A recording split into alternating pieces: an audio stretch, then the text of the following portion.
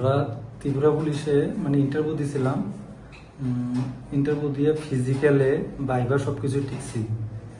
ভাইবার 10 দিন আগে সাংবাদিক জয়দল বক্সনগরে উনি কল দিছিল, আমার একটা নাম্বার আছে, ওইদিকে গেছিল, যাই আমার কল দিছে যে এমন এমন তুমি যে ইন্টারভিউ দিছিলা, এটি তো একটা গুড মানে ভালো একটা নিউজ আছে আমার কাছে, এমনি একটা চ্যানেল করতে পারো, তুমি আমাকে দেখা করো। তো এমনি আইসি আমার পরে কইছে 5 লাখ টাকা লাগবে, কনফার্ম 100%, মানে 5 লাখ টাকা লাগবে, দিলে চাকরি দেবো।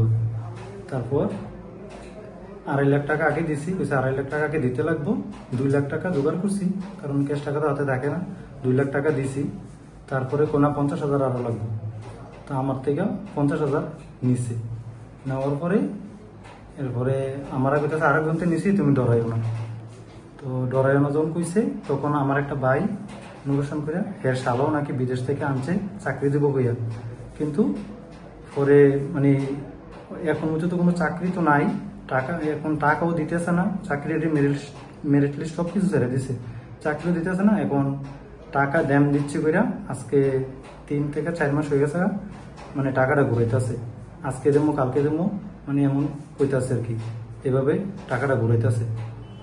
আরো 5 জন থেকে নিছে, আমিলে 5 জন, আরো 4 জন থেকে নিছে বক্সনগরে। ওই ছেলেরা, একটা মেয়ে আছে, হের বাড়ি রহিমপুর, কমলনগর বিয়ে দিছে, কিন্তু এখন বাড়িতে আইতাছি যাইতাছি, ড্যাম দিচ্ছে করতেছে, কিন্তু টাকা আর দিতেছে না।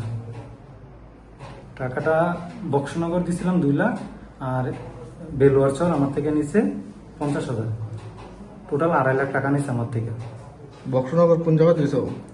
বক্সনগর জদলের বাড়ি, আমার বড় ভাই ছিল সাথে, মানে হেরে নিয়ে এসেছিলাম। কইছি মানে 10 দিন আগে, মানে ভাইবার 10 দিন আগে যেভাবে টাকাটা দিতে লাগবো, দিলে হ্যাঁ 100% চাকরি দিব।